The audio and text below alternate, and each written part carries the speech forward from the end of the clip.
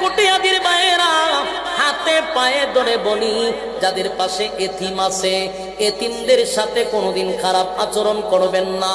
কারণ একটা এতিম ছেলেকে যখন আপনি ধমক দেন, একটা থাপ্পড় মারেন, একবার বিবেকের কাছে প্রশ্ন করেন, এই ছেলেটা কার কাছে গিয়া বিচার দিবে?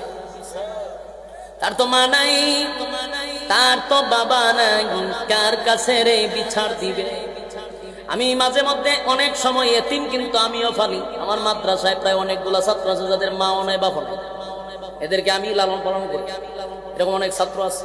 এবার বন্ধ দিছি পরীক্ষার পরে, দুই একটা ছাত্র দেখি সব ছাত্রদের গার্জেন আইসা আইসা ছাত্র নিয়ে গেছে।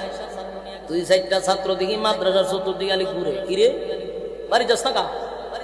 বলার সাথে সাথে চোখ দিয়ে পানি ছেড়ে গেছে। জিগাইলাম কান্দোস কা? হুজুর কে আইসা নিবে?